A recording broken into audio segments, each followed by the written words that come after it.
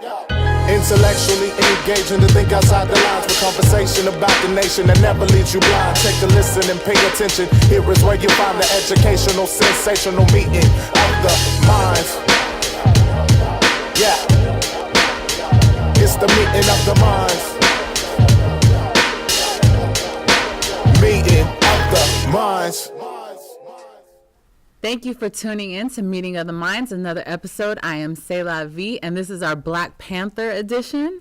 I'm going to introduce our guest to you. I'm calling it the Black Panther edition, but we will be touching on a variety of different issues as well, from film and funding for film, and all kinds of different projects that these wonderful people that I have with me today are working on. So, but our jump off point is going to be Black Panther, without a doubt. So before we jump right in, I'm going to introduce our guest to you. And today I have the lovely Miss C. Mickey with us in the house. Hello. She is she does film, but she also is a screenwriter, and you write different projects, and you've done work such as a documentary called Black and Right. Is that correct? Yes. Can you tell me a little bit about that? Yeah, so I work with a lot of authors, and one of the things that really struck me was understanding the publishing business, particularly for Black authors. And they have a real struggle around getting their books into the bookstore. Mm-hmm. And we're very limited on what we see in terms of that. But then there's a whole nother side as far as people trying to turn their books into movies and, all of those things. So I did the film basically to really target and let people know that there's self-published authors out there who have great work that nobody may ever see, right, except for their family and a few friends. Mm-hmm. But there are also ways. I also took the Hollywood perspective and kind of dived into there to help people learn, how do you make that break? How do you sort of jump the fence or whatever? And so it's, this is really a part one. I'm working on part two because it's such a broad story, and this particular film itself, even though it's full hour, there's so much more about Black writers. Mm-hmm. But then there's also the perspective that kind of comes into play. There's Latino writers whose voices aren't heard. Mm-hmm. There's, Asian writers whose voices aren't heard. So for me, it's the beginning of a project, but it's really a much, much bigger project overall. Mm-hmm. And we tried to actually get either Hispanic or Asian, another voice on the show. It didn't work out that way, but we rolled with what the divine wants, and this is the crew and the cast that came together. I try to diversify, but the universe picks who the universe picks. God wills what God wills, and so this is our cast and crew, and other avenues don't mind, segregating. So I guess, we'll be glad with the people that we we focus on. Yeah, we focus on people of color is what I'm trying to say. And what? Thank you. And what? Right? Yes, we do. And what? So, yes, and we also have Dashade Moonbeam, a poet, also martial arts. What's the word I can use? Martial arts expert. How about that? There we go. I don't know. I'm old these days. He also teaches a lot of classes for acting and doing stunts using martial arts and so forth. Tell us a little bit about that. I teach stage combat for stage and film. I am a fight coordinator, stunt coordinator, actor, and a film enthusiast who has recently become somewhat of a film curator. So I put together screenings for independent films and films of obscurity that I think enrich people's information about where we are, where we've come from to where we are, as far as narratives of color and from my perspective. I'm a big action film guy, so, So both of you have done shorts and also have worked on, different projects. I know, Dashade, you've done Revamp, and mm-hmm. that's... that is a quarterly screening that we do for independent filmmakers, focusing on shorts.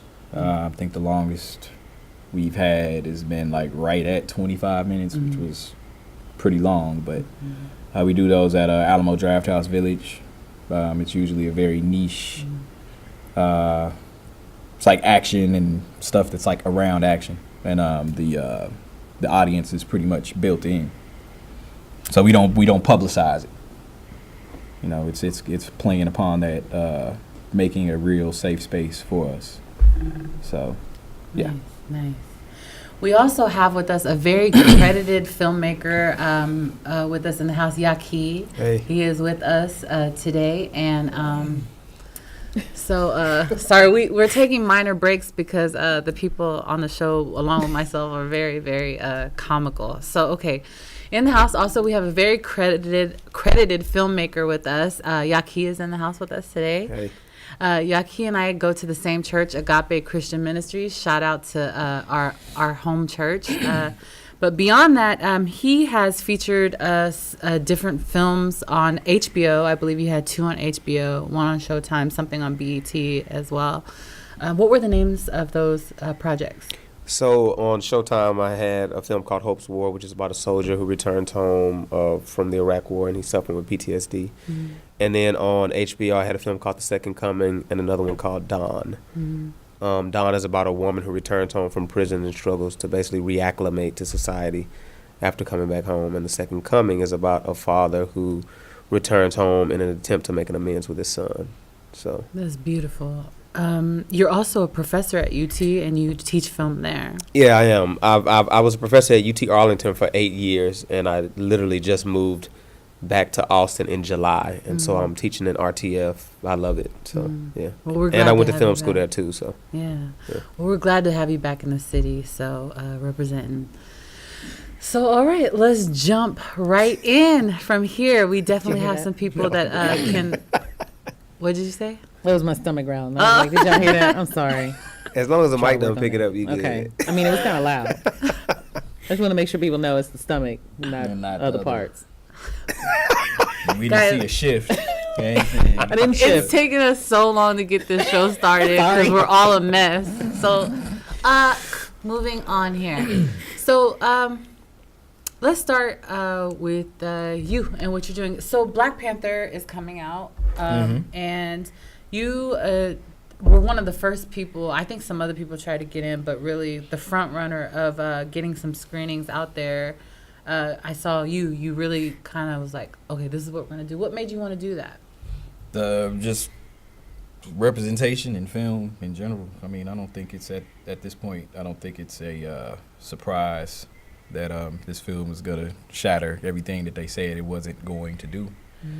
But representation is important, and I want as many children and families to see the film as possible. So, sold out Alamo Draft House for premiere night, and then I kept getting inquiries about, well, I can't, well, it's sold out, so can you do another one? I was like, oh, okay, I'll try to do another one. And then schools started to approach me to put them on as well. So I am not the only person doing these screenings. Right. Cap City Black Film Festival, they have a 2-day screening at Draft House South Lamar. I believe there's this other chapter of the NAACP that is also doing 2 nights at Draft House Mueller. There's a guy by the name of Brandon Thornton with Encore ATX. Shout out to B. He's doing his in Pflugerville on Thursday night, and Dragon's Lair Bookstore. They're doing their screenings like Thursday at IMAX. So to see the collective effort of people and organizations that normally do not satellite each other be on the same page tells me that what I was talking about a year ago is in stone now. Like, bring on the colored folk narrative. That's what we're about to be in. And I don't think we're in a position to take full advantage of it yet. But that's Elaborate. No, go ahead and jump in on that. another Elaborate thing. on what you mean by that. I mean, everybody wants to be in front of the camera. We need grips, we need gaffs, we need people to know how to write, we need people to know how to format, we need people that are into distribution, we need people that have relationships with the movie houses, the art house cinemas. There's a lot of work to be done, and I'm tired I'm so tired. We need more stunt people. We need more men and women, and people that are transgender, whatever they identify with. We need more of that. These narratives, they're gonna. I don't know. I think Spike Lee said it that every 6 years they start looking for black people in Hollywood, and like you just see like everything will be like ultra black. But I think this is the first time that it's been done right from the jump, and we're gonna benefit from it while we have that window. Is it crazy that like I'm excited because I feel like it's gonna make people of color want to do combat training and like also like put weapons, you know, like when you see pictures of white people with weapons, it's totally okay. Yeah. And then sometimes when you see if like a Middle Eastern person or a black person holding a weapon, then it's like, you know, terrorist, thug, whatever have you. But I'm all sitting here like, oh, you know, no, seriously. But you know, like I'm my back. We've been silly all day. So it makes me actually a little bit happy that something like this, you know, after you watch movies, I'm not even lying. Like a movie like Scarface makes everybody want to go sell drugs. Like I'm not joking, you know, like it makes you want to embody something, a persona. It's very impactful. And I'm excited about that it might be like, you know what? I want to learn how to swing a sword or swing a spear or know how to fight with my hands. And not just that, actually, I think to his point around like us getting involved in being behind the scenes and doing that, what I hope it does, in addition to the stunt piece, but I know that's your angle, like in addition to that, I want it to make more people say, you know what, I'm going to go study production. I'm going to go learn. I want to work on something like that. And I think for a lot of folks, some of it is, well, they're not making anything I'd be interested in, because I've been on different sets, and it is very different when you're on a set where it's, you know, a good population of us versus when we're the minority and there's only one or two or here, you know what I mean? It's just a very different vibe. It's a very different feeling, you know. I've been on some sets where, you know, it's really strict and the director's like, if I don't know everybody in this room, then you can't be here, you know, type of thing, versus when, you know, it's us. It's like almost that family feeling, almost that, you know, you're home. It's cool. It's fine. You know what I mean? As long as you ain't tripping or clowning, you know, you doing what you're supposed to be doing, like, that's cool. And I think it will help people to say, let me go into that. Because the thing about Black Panther that I think really changed the game, and I remember when I saw the trailer the first time, this was the first thought that went through my head. They put real money into this, because this could have been an awful idea. I mean, this could have gone way down. But it's all about how the powers that be, Hollywood, decides, what are we going to put into this? And what are we going to allow, so to speak, right? But those layers are starting to fall away to say, oh, let's make a great film. Not so much of, you know, oh, well, it has to be, don't get it wrong, I love J.J. Abrams, but it has to be J.J. Abrams for it to be a, you know, multi this production or multi that production. Those layers are starting to fall away. And I think because you have this sort of, I mean, the I can't wait to see what the records are going to be on this. I mean, everybody wants to see it. And that sort of, when that happens, that's when people start saying, let's go make more of those. That's what I'm excited about. It will be more of, oh, let's get more, you know, films that are around people of color in African costumes, and that's okay. Like, those are the things that I'm really looking forward to with this. Do you, Yaki? You're like, what is he gonna say now? Well, I want to actually prompt you to see why is it imperative that people of color make their own media?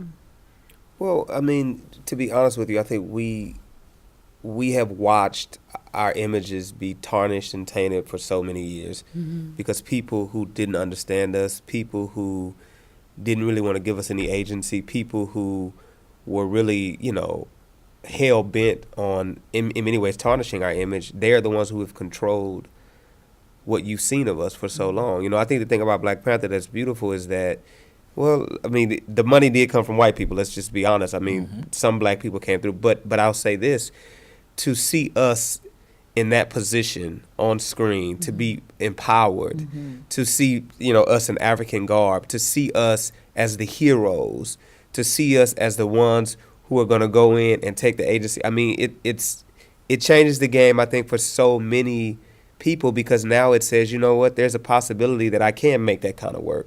There's a possibility that somebody will fund me if I want to make a black action film, and it doesn't have to be ghettoized, you know. And I think for us, it's important to just continue to make our own stuff, because again, if you want to see a good representation of yourself on screen, you have to be the one that's representing you. You have to be the one that's writing the narrative. You have to be the one that's in some ways even funding the film, because if you think about it, I'm so excited about Black Panther and I can't wait to see it. But you always have to ask yourself the question, who's the gatekeeper? And how much of us can we really showcase in a way where somebody's not limiting that? And I from what I'm seeing, I feel like that's happening, and I hope that that's what happened. I don't know anything about the film. I've never really looked at the graphic novels. I've never seen any of that. So I'm going in as a blank slate, and I hope that when I walk in, that I am just as amazed with the entire production as I am with the trailer. And if that's the case, then yeah, I think the floodgates are about to just open. You know, this could not have happened 5 years ago, because there was not an Ava, there was not a Ryan, there were not so many other people that are now showing, you know, Alina Waithe, Felicia Henderson. There's all of these people who have television shows on right now, who are able to walk into rooms and get their shows greenlit, get their films greenlit. Also, these films are making money. We're coming out to see those films. We're supporting them. And so I think the time is now. And to your earlier point, it's like, if we're not ready to capitalize on this moment, we're going to lose it. Yeah, it'll make, this movie will probably make $1 billion. I'm sure it will. The question then becomes, is somebody else going to turn around and be able to get the same budget to make another $1 billion film? And if that happens, are they going to be ready to make it well? Is the product out there? Is a company who made, like Marvel, it doesn't have to be Marvel, but any other company, are they going to come through with this amount of money? Are they going to allow another maker to do this? And if that happens, if we can see 2 or 3 of these back to back, again, I think we'll have a golden age where we will be able to almost get any budget that we want to make our films. And this has been a long time coming, because for so long, we've not been able to do that. Again, to your point, it's like, if you think about it, in the early 90s, we had the gangster film, and that was us, right? Hollywood was changing. They were finally letting us tell our stories. That lasted for about 5 or 6 years, and then we didn't see anything for a long time. Sorry for hitting the table. Good reminder, yeah. Killing it. Right? Killing it. Yeah. We didn't see anything. Then we had the Best Mans and the Love Jones and all those films. And then for a while, we didn't see it, right? It's a cycle. But it's because after we've made them enough money, they kind of start to shut us out again. And that's because none of us are actually the gatekeepers. Right. I hope that this makes us the gatekeeper. I hope that Ryan Coogler will make enough money and have enough clout where he can start to bring others on. Same thing with Ava. Same thing with all these other people. It's about building a collective of people. And until we do that, we're going to have these moments where it's so great, and then we're going to be shut out yet again. Well, but I also think, when you talk about, the Ryan Cooglers and the Avas, yes, that's monumental at this level, right? But there is and or was, right, some sort of level before, like in that 90s point. But it did definitely become like this, Black Hollywood. And if you weren't already in the box of the Black Hollywood, you weren't getting in the box. So then there's also that piece too. I think it's up to them to sort of make those doors open and available to people, because that's a whole nother piece. But then what's also unique about this time period is that you've got those gatekeepers that have been holding the gate for so long, all falling apart on sexual assault left and right. So they can't even hold the gate anymore, because they're trying to, just hold their lives together. Stay afloat. And that's actually, it's awful that they did what they did, but it's great that it's coming right now when it's coming, because that pulls away that hold on, like I think about the actors and the actresses of color who are talented or wonderful, but chose not to take that route to be assaulted, by the various gatekeepers, right? and never got their career. Now you've got another generation coming that hopefully won't have to endure that, right? I mean, the casting couch isn't some brand new concept. I mean, people knew about that years and years ago, but now it's so public that I think it's the perfect timing lining up with what we're trying to do as a people of color, because the focus is over here, right? The focus is on who's doing what and who's with who and who's whatever and all of their past. That leaves this part open, because Hollywood is about making money, period, hands down. So if that means, all right, well, the audiences right now who are going to buy in to come and see the films and make us $1 billion, if they did it on this, we're going to do it on that again. Where we have to be careful is that, and this was something that like I talk about with books and film. You know, when Terry McMillan came out with Waiting to Exhale and its explosion, what that did, though, was it saturated our market with a lot of junk, because everybody was like, oh, just get a story about 4 black women who are in relationships and all the relationships are bad. And everybody wrote like that, right? Wow. And so what I'm afraid of or worried about is that they're going to take it and then water it down. And then you have these sort of, and then they'll say, it's not working anymore. We can't do the big, you know, can't do those kind of budget films anymore. They're not going to see them, right? Then you have to figure out, okay, well, what's the next wave or next shift? So those are things like I think filmmakers need to be thinking about in getting your product together, your script, your story, whatever you're trying to get together. Like in your mind, concept it at the level of like a Ryan Coogler. Concept it and bring together people that you know want the absolute best in that project and take that to the table. Don't go halfway and do a little bit, because they are going to open it up and they are going to say, oh yeah, you got an idea about like a black kid who can fly? Yeah, let's do that. You know what I'm saying? But then it's going to be junk. And that's where we have to really, really be careful. So it will be interesting in the next 5 years to see who comes out with what.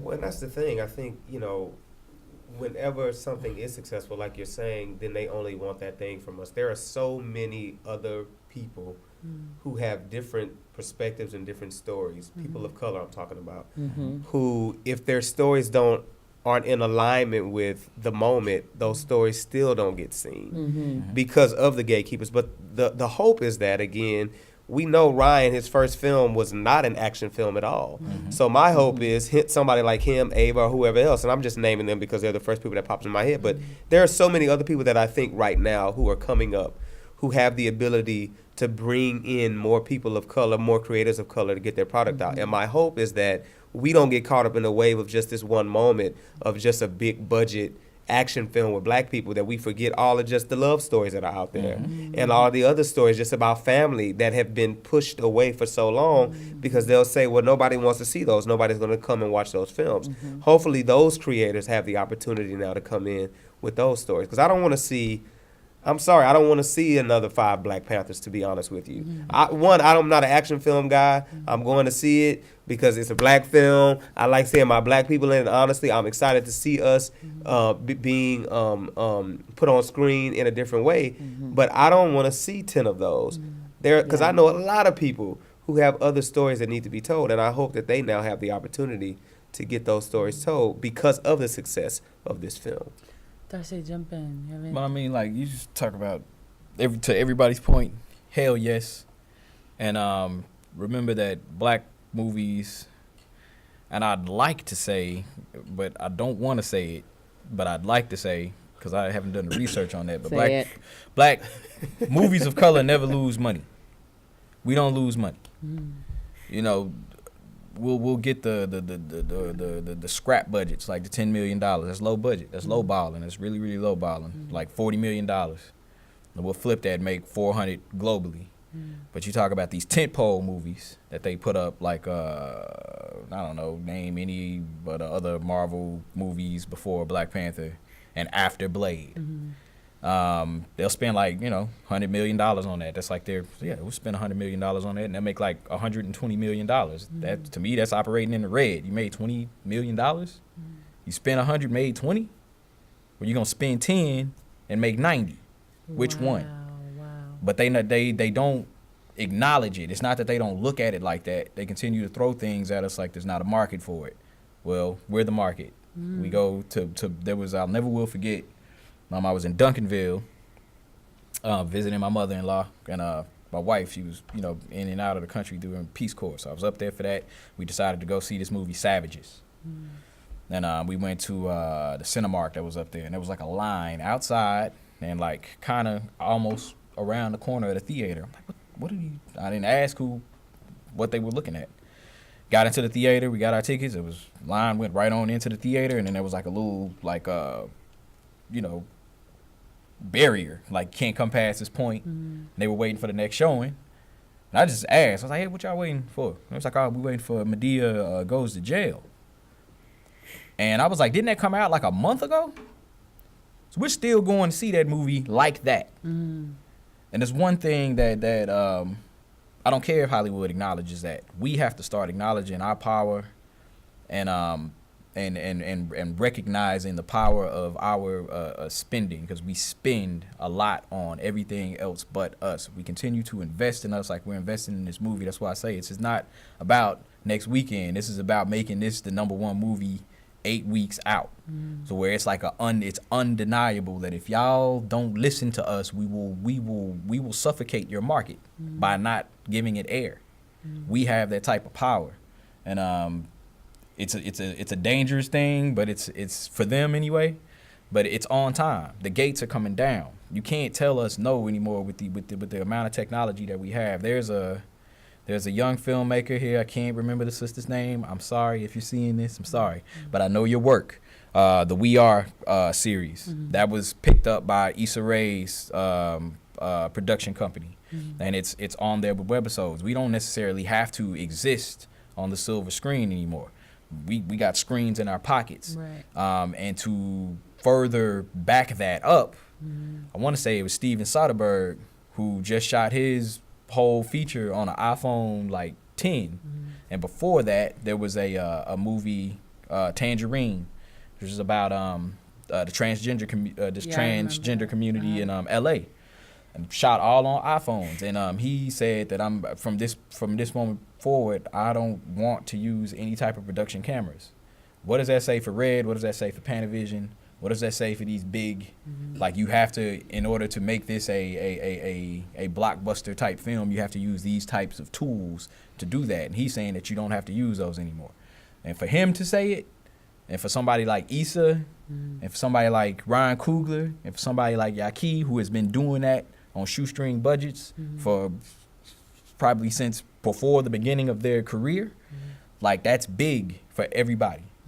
It's big because we don't have to listen. We don't have to play by their rules. We don't have to do that anymore. We can actually make jobs. We can actually make funds. We can actually make this content and get it out. We don't necessarily need the Hollywood machine to do that. And that, I'm telling you, they're screaming right now. They're like, oh my God, what do we do to keep people engaged in what we're doing over here?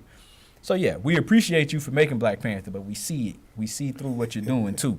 So don't think just because we're showing up to support this, if you give us something else that's not on level with that, that we're going to support it the same way. We don't work like that.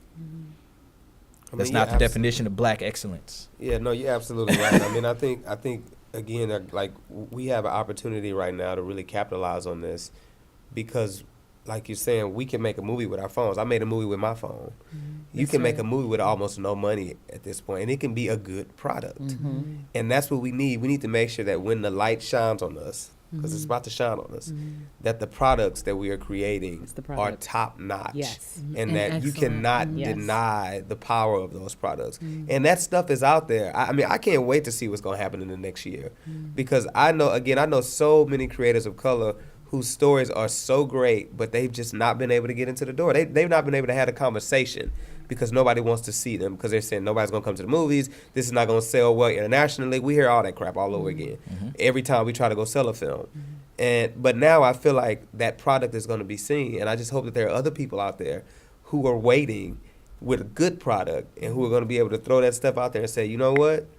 I got this person has that, and we can just flood the market with all kinds of stuff because we have the stuff already in our pockets, it's just not been able to be seen, you know. But now it should be able to be seen, you know. And I love what you said earlier about the gates coming out, because now you have to think about it. For so long, and again, all men have assaulted women, but what we're seeing right now is a flood of white men who have been the gatekeepers, who have been assaulting these women for so long, and they are the ones for many years who have been green lighting projects or throwing people away. So the question now becomes, who's going to take their place? Well, if something like Black Panther happens and a Ava happens and a whoever else happens, well, they're going to be taking their place. So what are they going to do? They're going to open up that door and they're going to start taking our products. And then our product is going to be everywhere. It's going to be we're going to saturate the market, you know. And that's what we've needed for so long, and I think this is just the time. Again, we needed Orion, we needed all this stuff to happen, we needed an Ava, we needed all these other makers, we needed a Issa, we needed a Lena, we needed all these people, and I think this is the moment. And again, I think we have to be ready to just capitalize on it. Yeah. So, going back to how media is like impactful with the positive images and negative images, what ways do you think that these positive images impact people of color, these negative ones impact people of color, and also what can the community do to deter one image or promote another, if that makes sense, from somebody who's maybe not even in film, as the audience or the community? How can they be interactive? Well, so, you know, I have to say, like, what does it mean in terms of, you know, even negative imaging, right? Because New Jack City, it's one of my favorite movies. That was real life. Right. Right? I mean, that was something that people needed to see what was going on. And sometimes film has to be used as the medium to give the disadvantaged or the disproportionate a vehicle to say, this is over here happening. Right? What happens, I think, though, is that when Hollywood starts to do the multiplication and the glorification of those negative images and saying, this is how they live, right? And then that's all that you're seeing. What's happening now is that we're seeing all these different ways of life, right? The Issa Rae's show is a particular, you know, group of women. It's a particular type. It's, you know, it's very much one type of thing, right? Which is very different from like a Queen Sugar. Totally different group of us. So for me, it's like I'm looking at, you can have those images, just not glorifying them and making it like everybody's a dope dealer or everybody's a, you know. So I think what it's going to do with this is, because it's not about just positive films. Like, I love positive films and I want to feel happy too and blah, blah, blah. But I want to be entertained. It's like for me, you know, the qualifier is redemption in the movie. Like, if I'm going to be cast in a film or something, I'll play any role as long as there's a redemption qualifier kind of. Like, I wouldn't want to play a role that makes you want to do what I'm doing if that lifestyle is not. I shy away. Like, I'll play any kind of role as long as I feel like it's not glorifying that thing. Like, is there a redemption attached to it? I don't know why that's so important. But for some people, they don't. Well, then that becomes mindset. For me, that's a personal thing. Right, that becomes mindset. Because for some people, watching a New Jack City, even though he died in the end, for some people, I'll take that front end part where, you know, he was balling out of control and had all the women and, you know, all of that. So for some people, that's just what they want in that space, and they're okay with seeing that and saying, this is what I want to do. That's where I want to be. For some people, they need that, you know, redemption quality. But I also think that it's about just making sure that there's different little pockets. To your point, I don't want to see another 5 Black Panthers, but I also don't want to see another Madea movie.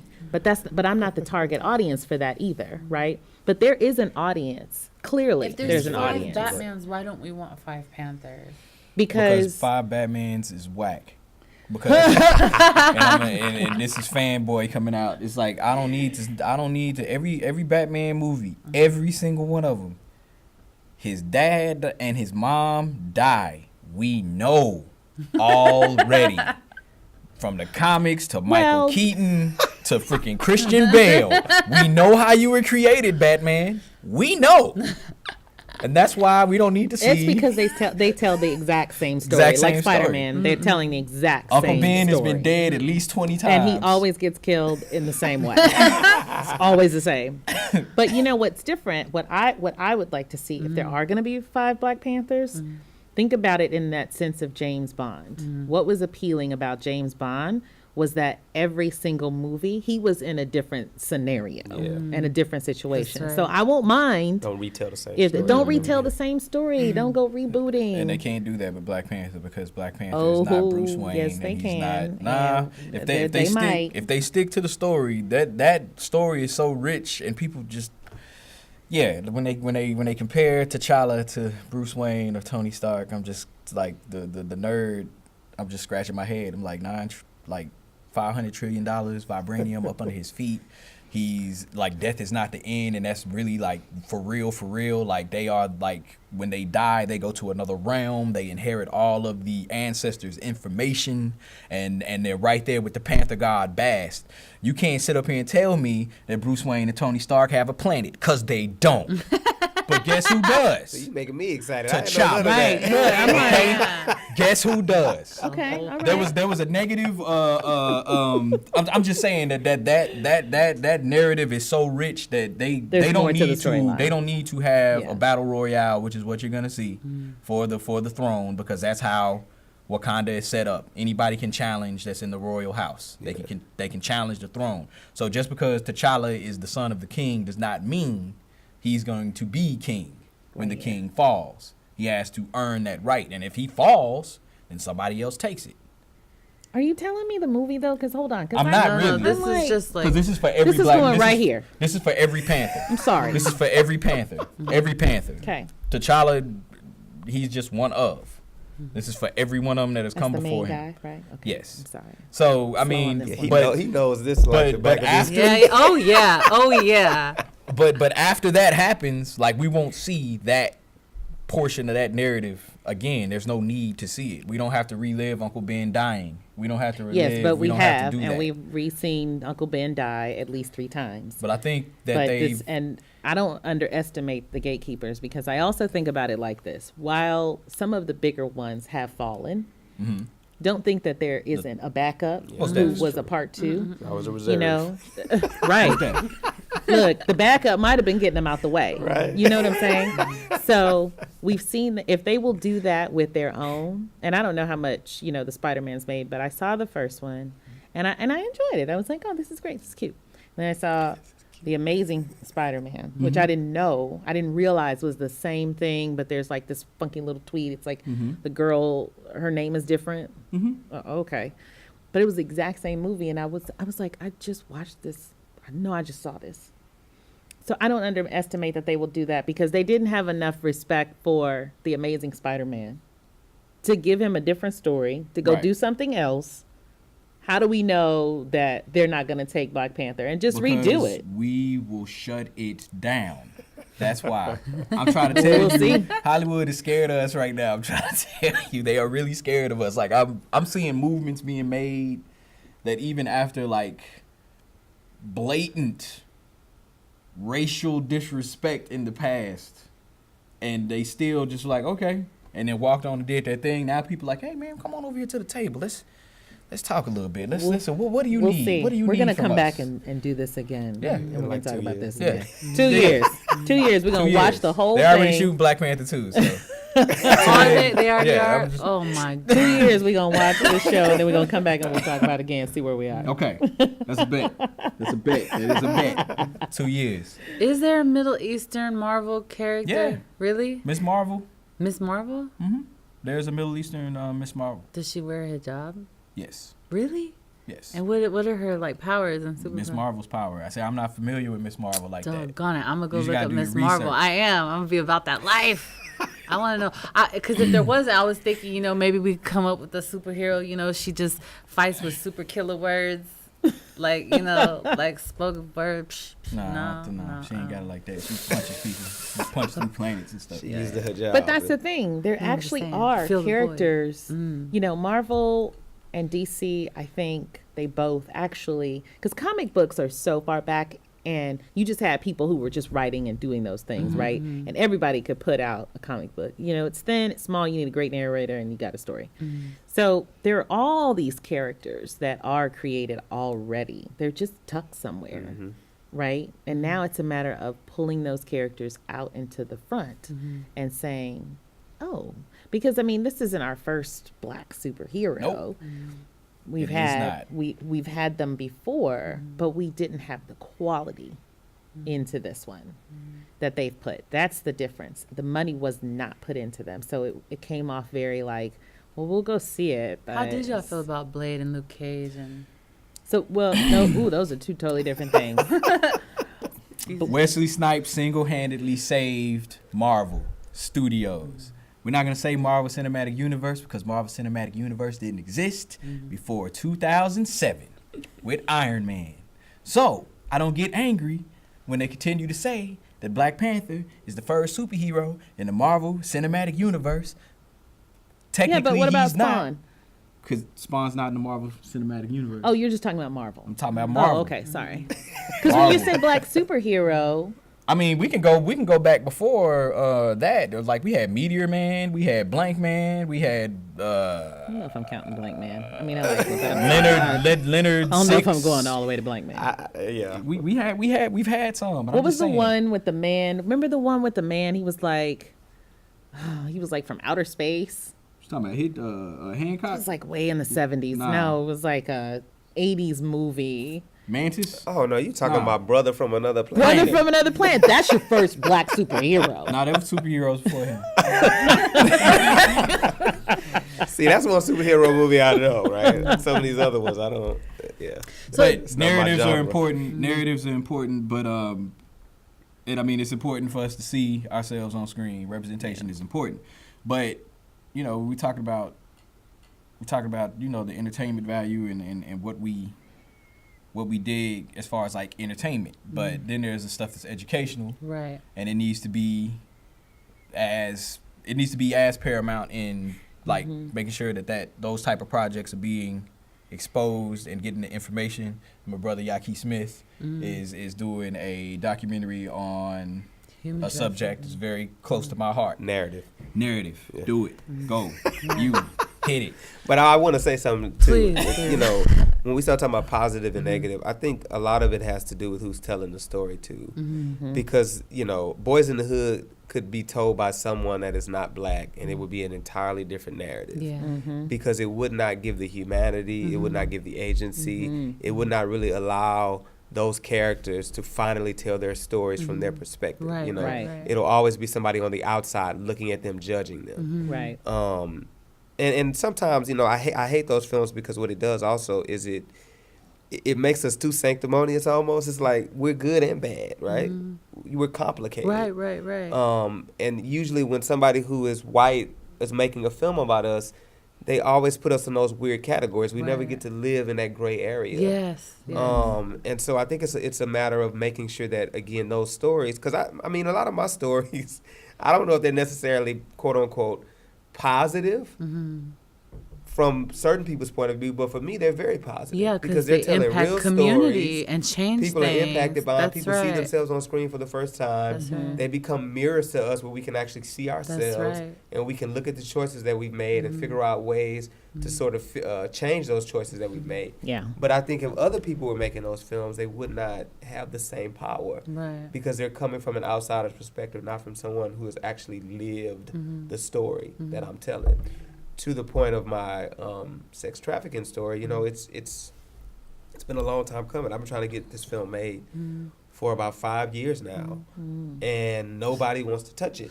So you know? how do y'all go about making sure that media is you all have an opportunity to do that and to have your voice in the media? How do you go about? Nobody wants to touch it. So what needs to be done? What is? I mean, you just tell your own stories. You know, to be honest with you, we could talk about money and all these things for a very long time, and the gatekeepers and the but to be honest with you, it's about the work. Just sit down, write the script, make the movie. Okay. You know, you can find you a tribe of 5 to 10 people who are passionate about you, who are passionate about the stories that you're telling, and you all can make good work. And you can put that work on YouTube. You can put that work on Vimeo. You can get that work to Issa Rae. You can get that work on your own YouTube channel. I had a web series that was released exclusively on Facebook. There are now ways to get our stories out there without having to worry about these bigger companies coming in and helping us. But I feel like the more that we saturate the airwaves with our stuff, at some point again, those companies have to come around. Look at what Issa Rae did. I mean, she had a web series. I swear that thing had to be shot on a phone. Man. I don't know. The production value was terrible. It was awful. But you know what? She had an audience. But the story was good. The story was good. People loved it. People liked her character. And then the big wigs came. But But that took a long time. It took a long time, Took right? too long. But had she not done it, and had she not just went out there and took the risk and put her product out there, nobody would have saw her. And to that point, I love it. That's another thing. We give up too soon. We get discouraged because, you know, they're never going to let us make our movie. They're never going to distribute it. They're never going to give us some money. That's cool. I've been doing this for 20 years. And I've had some really, really, you know, great highs, and I've had some really, really low lows. But guess what? Throughout it all, I've been consistent with my work. And I keep making the work and putting the work out there. And again, eventually, the right person will see the work, and it'll get out there to where it needs to go. And you have a heart to put out a documentary that is actually a huge problem in this country that people are really overlooking. You know, Well, they're ignoring. Yeah, I mean, literally, you could be getting your nails done by somebody who is there unwilling. You could be getting your nails done, and that woman is actually being watched by somebody there and is there unwilling, and maybe their family is at risk. You could have somebody cleaning your house. You could have sex, human trafficking. Tell me, why is it that you've decided that you want to focus in on this? Because of what you just said. You know, I think one of the things that I've decided to do with this film is focus on domestic sex trafficking. Okay. Because we always have these conversations about the girl who's trafficked in from India, from China, and from Mexico, and from Russia, or whatever. And we really turn our backs to, like, the 15-year-old girl who, like, you know, lives across the street, who we didn't know, you know, was a prostitute or something, but we assumed, oh, she wanted to be out there. She could have went home. She wasn't forced. We don't really look at, like, the psychological manipulation that's been happening to a lot of these people since they were 11, 12, and 13 years old. Years. Right? Which then makes them feel like, again, selling their body is just as normal as, you know, going to the store and selling some candy or something. Right. And so I wanted to deal with that aspect of it because, again, I wanted to give voice to a lot of these women and these young girls, really, who have been trafficked, who are being trafficked, and whose stories have not been told. And also, when they come out of being trafficked, they're judged. They're never helped. They're not, they're not offered any financial help. There's so many resources that are not given to them because, again, it was their fault. They're actually put in jail for their own exploitation. You see, I mean, think about it. When they round up people on the street, who are they rounding up? All the girls. Well, where are the pimps at? Where are the guys who are actually going to, you know, beat the hell out of them if they don't make a certain quota that night? They don't ever get arrested. It's the women, right, who are getting arrested and criminalized for something that is happening to them. And so I wanted to really tell that story from their perspective because we haven't really seen it in that way. You know, again, I think of, what's the movie with Terrence Howard? Hustle and Flow. Hustle and Flow. And You you gotta- know, it was decent. I can't say I disliked Hustle and Flow, but I have to say that when I watch Hustle and Flow and you really begin to dissect Hustle and Flow, right? You can say that. Ooh. Right? Those women are given no agency whatsoever. It's all about him. It's all about him being redeemed. It's all about him making it out. It's all about him becoming a rapper. It's all about his soul and his heart. And I'm not saying, I think we have to tell it from both sides because I think that's a good narrative to tell. But I would have hoped that in that same story that they could have told something from some of those women who've been exploited, who he's been beaten. You know, he's supposed to be the best pimp in the world. No, he's slapping them, he beating them, he doing all these things. They better get out there and make their money, but we don't get to see that side of him.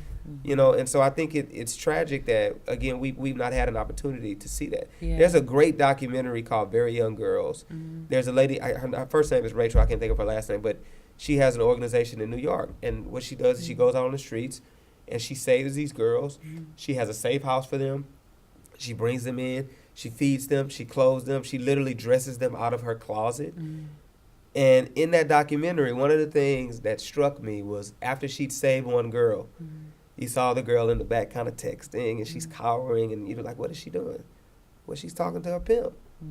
Because although this woman has physically saved her, it's the psychological trauma that's really, really hard to break. And this girl still, even though she talks about being beat with belts, being stripped naked, all of these things, yet he had her heart and he had her soul, and she wanted to go back. And so my film really deals with that angle of it. It's sort of the psychological trauma and how I think that's the most difficult. And I know you're doing a fundraiser right now at this time. I think it's coming to a close very soon. I don't want to try to date it, but with the film, it's kind of dating itself. But very soon you're coming on the closing date of raising funds for that film. So I really hope that, maybe there's somebody out there who says, that's me, that was me, or that was my sister, that was my mom, that was my cousin. And and that story needs to be told. And however much they wanted to, contribute to getting this story told, if someone wanted to say, I want to support you in getting this story told, and not even if they've ever been affected about it, just that touches their heartstrings, how could they go about supporting you and getting those stories told? So, we have an Indiegogo page. I can say this, right? You can cut. Okay. You could say no. You could say what you have. Don't say it though now. Yeah. Right. So I have an Indiegogo page where we're trying to raise the money to not only just produce the film but also distribute it. And people can go there and get a sense of what the film's about, why I'm telling the story. And it's a documentary? It's a narrative film. It's a narrative short film. Nice. But it's interesting because this kind of segues into something else. But the reason I'm making it short is because I had this feature that I've been trying to get off the ground for so long. Again, nobody would give me the money. I kept getting no. So I decided, well, let me make a short proof of concept to show people, like, this is how the story is going to unfold. Because I think on the page it might read a little bit more graphic than I'll actually shoot it.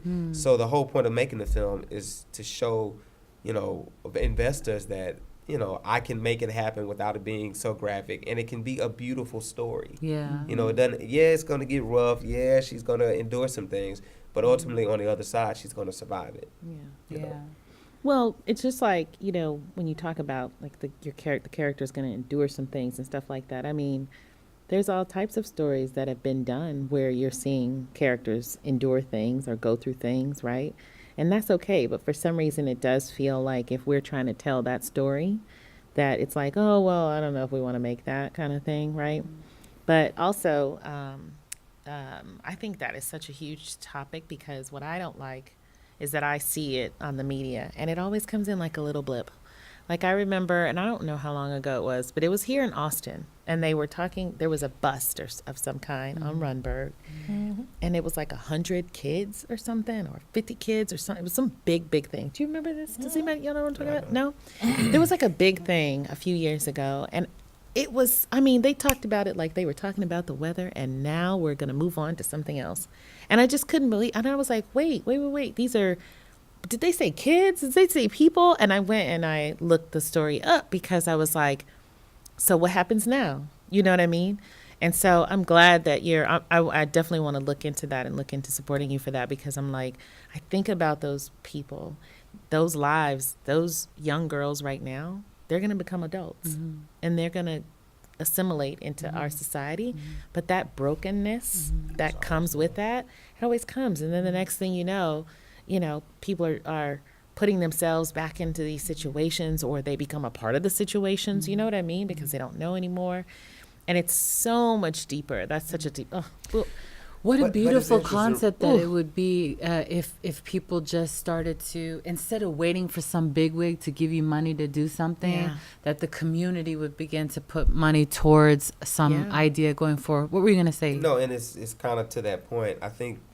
I know us sometimes as Black people, we don't want to touch those subjects, because we feel like, in many ways it's perpetuating a stereotype about us that's already been there, and that really gets me because, to be honest with you, even if I am making a story about a young Black girl who's been exploited, there are so many other factors that have absolutely nothing to do with us. There's a financial factor that goes into it. There's an educational factor that goes into it. There's social structures that, again, were always set against this girl where she couldn't overcome them. And so in many ways, yeah, I'm telling a story about a young black girl who's been sexually exploited, but there are so many other things and so many other issues that I'm going to hit on. And sometimes we just look at the synopsis and say, oh, we don't want to touch that. We don't want to see ourselves like that on screen, without asking ourselves the question, now, wait a minute, but why was this happening in the first place? That's right. Another thing, it's kind of like what you just said. The reason why, you talk about that for 30 seconds and then you move on to the weather is because a lot of times when you see that, it hits you in such a way that you have to ask yourself a question. What role did I play in allowing this to happen? Wow. And that is the most uncomfortable place to be in, because you really have to start asking yourself some really hard questions. I made a film called Wolf a few years back about a family that discovers their son was molested by the pastor. And I tell you, every theater that we went to, there was at least 2 or 3 people who stood up and told their stories of being molested My goodness. in church My goodness. by people who were supposed to love them and trust them. And not only that, they told the stories of their families who told them not to say anything. Because again, the families felt like, wait a minute, I should have been watching this person. I should have known. I should have said the something. signs were there. I should have said something. So not only is it going to embarrass what they consider embarrassing the church, but now people are going to be looking at me like, well, why did you let your child be in a situation where they could be violated? And that's the thing with us sometimes, is that we don't want to look at it because it makes us have to face ourselves. And it bleeds into other media, like even, I mean, it doesn't have to be like straight sex trafficking. Soft music videos, it shows the degradation of women of color. Like, so that pimp mentality has bled into so many images of media, so many images, you've seen it continuously. So perhaps addressing those things can say, well, where is this coming from? Where are these things coming from? Dashaid, what are your thoughts on some of the things we said, and also about supporting media on a grassroots, instead of having to go to a big wig trying to look for money? What ways can the community support these things going forward? I agree.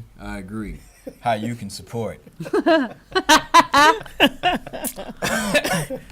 I mean, I think I'm so sick of being poetic about it, but like really, if it comes down to us investing in us, like from jump, it doesn't always have to be like some astronomical amount of money. $5 over the course of 5 years a month goes a long way to anybody that's trying to do anything artistically, but especially on a film. You got to think about, like, I think people that are outside of this game, they think that once you make the movie, you're done. But that's not it. You're talking about pre-production, you're talking about production, you're talking about post-production, and you're talking about distribution, you're talking about festivals. You're trying to figure out whether or not you want to hand this to a major studio or you want to keep it in your backyard. And when we get to that level, yeah, money is a determining factor, but we don't. It all goes back to the gate is falling, the gatekeepers are falling with it. They may not all go, but I think that we have this outlook now collectively that we don't necessarily need them to make a project like this happen. I mean, 100 people at $1,000 a year, that's $100,000 for that film. We didn't have to ask anybody for that. And we ain't saying you got to give it to us right now. Look, man, I need a whole band right now. Nah, spread that out. You think some people get embarrassed that, $5 not enough? Yes, I do. Oh, they do. And we need to stop Absolutely. shaming people for that. Like, whatever you have to give, even if it's your time. And this is another thing, like, if Yaki has a skeleton crew that he can always call on, of course I know Yaki wants to pay people. But if I'm his DP and I'm like, look, I know you in this situation, let's just go ahead and get a shot. You hit me up on the back end, I'm getting credit.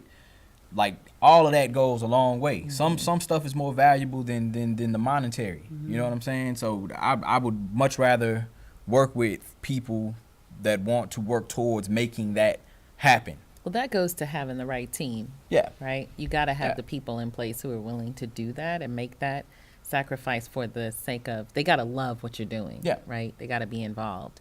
But then also, you got to make sure that those people are really there to support. And I think sometimes what gets tricky or dicey is that you have to be willing to support the vision of the circle you're in at that moment, right? You may have your own vision and everybody does, right? We all 3 of us have totally different projects and things going on, but that doesn't mean that, if you need my support, I'm going to throw you my support in whatever way that I can. And then I hope that helps, right? That doesn't, but that doesn't mean that like, well, I'm going to get in on his project because, he might be going somewhere. Right. And then that could get me, right? You got to really also think about what's your intention. Or I'm not going to throw because he may not, right? Yeah. So you have to also make sure the people that you surround yourself with, and I guess I'm saying this for the broader audience, like, that are there and they have the right intention behind why they want to support and what you're doing. I've run into some of that before, and it's an awful feeling because I want everybody to like want to be supportive together, right? Like let's just lift each other up, and but also to your point about like the money aspect, when I made my documentary film, I was crowdfunding.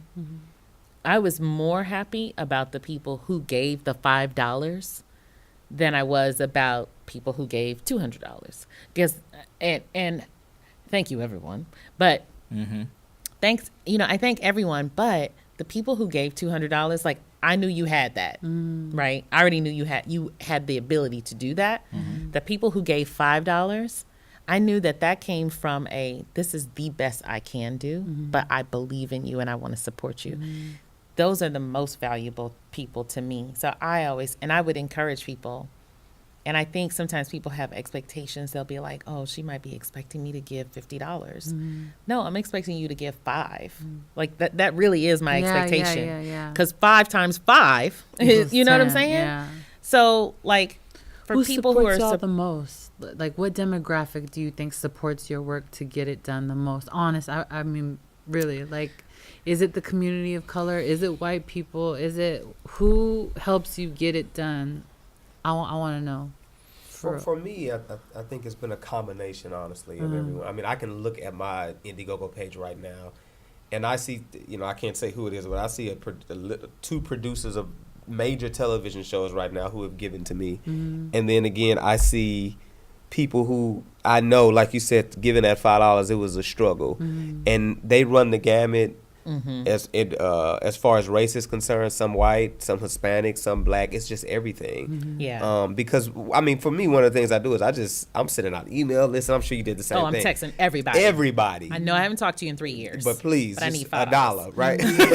I put that on my Facebook. Like I have 5,000 friends on here. If 5 of y'all gave me the money, I'd be good. Oh my gosh. But I don't think I can pinpoint one demographic over the other who gives the most, because I just feel like I have a good support system, and they come from all walks of life and all racial backgrounds. I couldn't narrow it down either. I would say it definitely was really broad, but I think in the few things that surprised me actually were people that I did expect to give who didn't. Now that surprised me more than anything. There are some people who have known me all my life who never gave $1.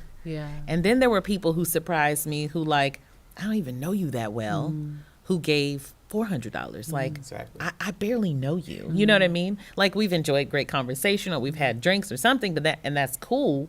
But I think those were it's really more of that. Like, that's the surprise for me. I remember when I paid for getting a lawyer for juvenile life without parole so that someone could try to get off of juvenile life without parole. And I was like, just like you, thinking that I'm going to go to my 5,000 friends, and if they all just give me $1, I was like, let me use my clout. We finna get you a lawyer. I went and I was like, hey, wait a minute. Like, nobody's, hey, can y'all, wait, you don't want to get like just something like, me, like, like, me, my character, like, I'm trying to, and it wasn't like that. I was really discouraged because I was like, how are you not going to give to this? Like, if everybody gave like $1 or $5. It's a grind though, too. It's it was much more of a grind than I anticipated, quite honestly. Yeah. And the public piece was one of it, but on the back end, it was really that, consistently going after people and then, finally saying, listen, I'm going to keep sending you messages until you give me $5. So if you're not going to give me $5, at least, right? Tell me now, we still cool. You can't come and sit on my couch and drink my wine no more, but it's cool. So I would do little things like that, but it really is a very, very consistent thing because I'm guilty of this. I'm guilty of seeing something and going, yeah, oh yeah, I want to do that. But then I go do something else, right? And then I'll be like, I got to get back to that thing. And then the thing might be over. Like, I'm guilty of that. I'll see, because we're inundated with so much. You're taking in so much information. And there are so many stories, and there's so many projects going too. He's really, Dashed's very good at getting, I think, this is my opinion, I think your fundraising skills are good. Because you have a product that people want. Damn, sucker. You know, like, you got something that people want to see. You know, like, I want to hear that music. I want to, so, you know, I feel you do pretty well. Like, I can think of the people who do the fundraisers, and you do really well at getting support on these projects. But also, usually you have incentives too. You know, usually I think it is like, oh, you know, do this. I'm gonna hook you up with the alien sticker or something like that. There was a lot of incentives, but like, ain't nobody got time for that, right? Yeah, support me, fam. I mean, I think that when I come at organizing resources, emphasis on resources, I don't want to say money. What I've learned doing like blacklisted and working class music, and the stigma of saying that you do working class music, meaning you represent working class people, and then how you represent working class people if you don't understand the plight that they're going through. That dollar translates into time, and the time to make that dollar is more valuable than that dollar. So when people are trying to give you, when you're asking people for money, you have to leverage how much time did it take to make that $5, and they're not going to get that time back. So unless you have something that they really want, they probably gonna hold on to that $5. But that's something I had to learn on the long game. So instead, I focus on the resource, and the resources could be people power. It's not all about money with me, but money is necessary for certain stages of projects.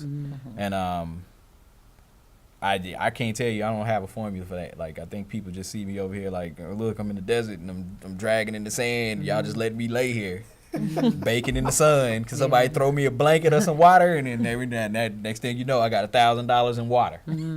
So cool. You know, and then we move on. No blanket though. No blanket. I don't get everything. I need to get something. I get a little bit to keep going, you know. But going back to grassroots and the whole concept of us investing in us, regardless of what your definition of us looks like. And I'll just be frank, like, and I've told you, I was like, black people need to spend more money with black people. That's right. And I've been pushing that home. And in addition to black people spending more money with black people, everybody else needs to spend more money with black people, because we spend money, black people spend money with everybody. That's right. And we don't even, it's like, I just bought $200 pair of J's. Nobody that made them J's look like you. No one.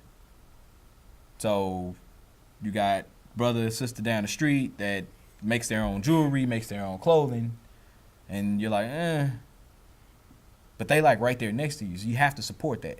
Speaking of make your own clothing, I like your sweatshirt. Thank you. I had to make my own clothes because I couldn't find anybody to. So you made that. That's right. Okay. Yeah. Well, an artist by the name of Adam Todd, who is a draws for like DC and Marvel. If someone was interested in that, they could contact you, right? Yeah, they can contact me. Okay. All right. And then I'll take that resource that they use for this, and I'll donate to that Indiegogo. Nice.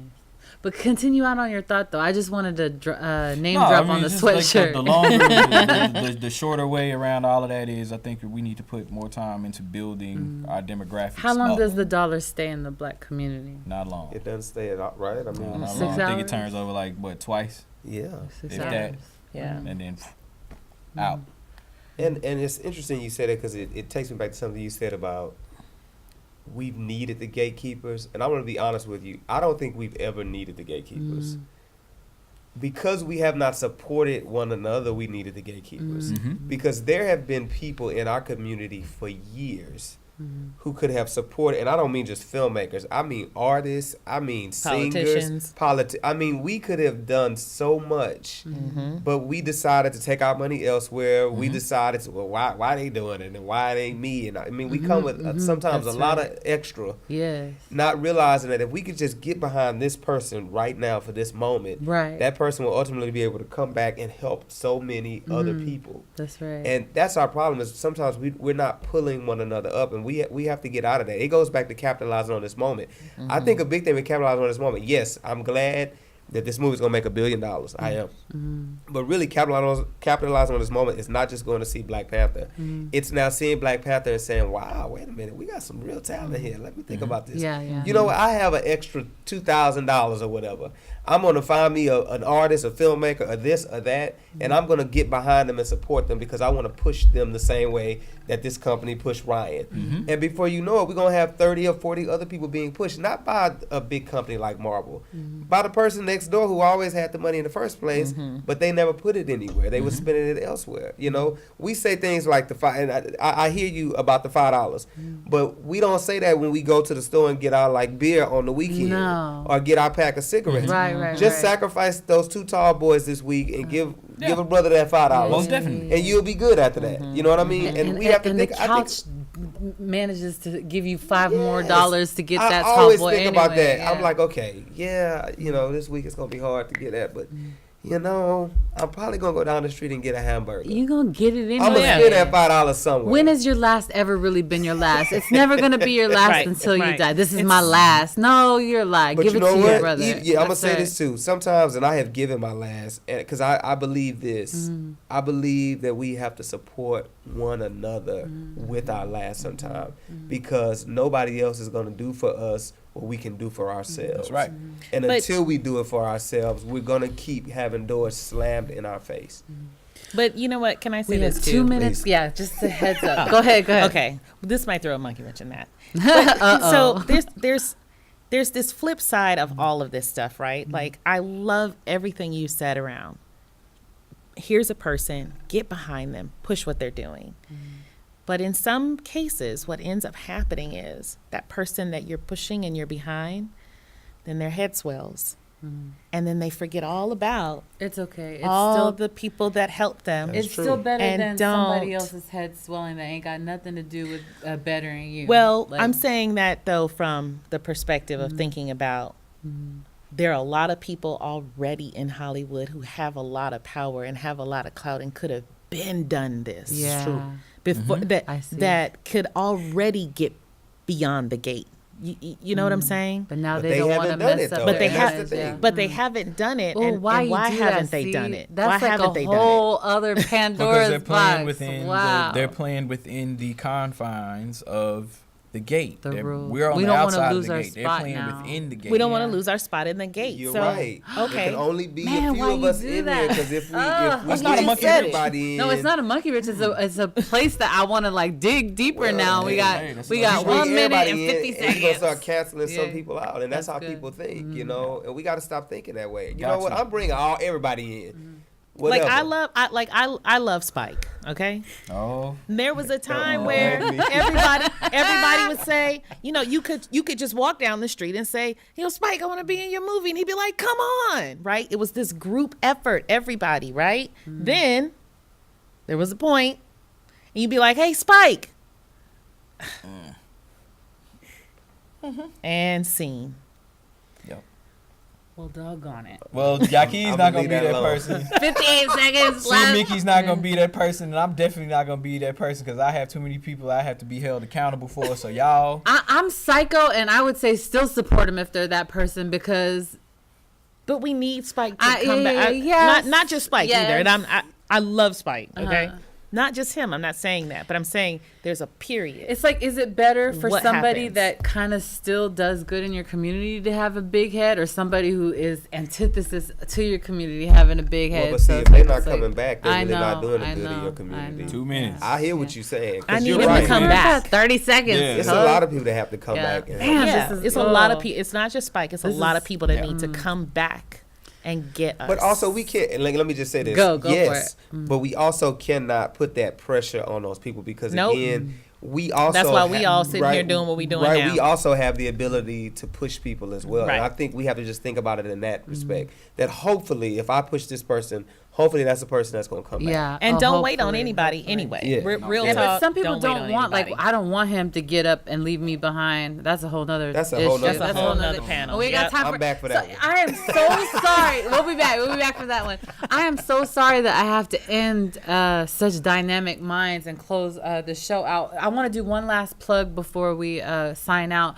I had mentioned that, you know, this movie, I hope, is going to foster desires for combat training. And I had mentioned that. And I really, really actually do hope that, you know, people watch movies and they're like, I want to do that. And it makes people excited. And I'm sad that it takes movies like this kind of to get people excited to want to move their bodies. And, you know, our bodies are designed for moving. Did you know that? You know, it's crazy. But, you know, get out there and learn how to, you know, Justin Humphreys, he teaches how, with Ancestral Arrow, how to shoot the arrow. If you're not trying to come and swing a sword, run, punch, kick, spears, our spear specialist over here, then you know, maybe you want to go learn how to shoot an arrow, because when it all comes crumbling down, if the day ever should, you might want to learn how to shoot a deer or be able to protect yourself. That's a whole other other thing. conversation that I could talk for hours and so about. before we go, I want to plug.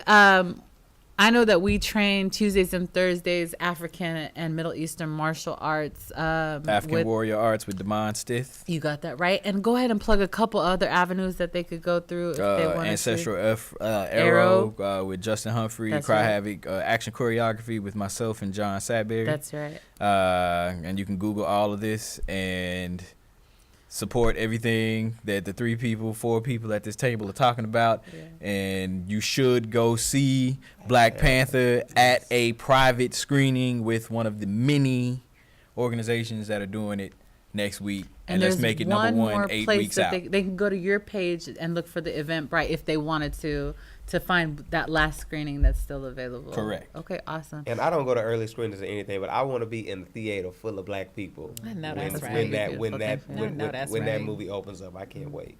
I'm gonna have my little I'm so coat happy on. that I'm y'all gonna are be sharp. happy. Yeah. I think I'm going to do a tux. Y'all's joy gives me joy. So we're going to go ahead and sign out. So remember, when you start feeling like you want to be like a ninja, you know what I'm saying, come look for us. So thank you so much for tuning in, and we will see y'all next time.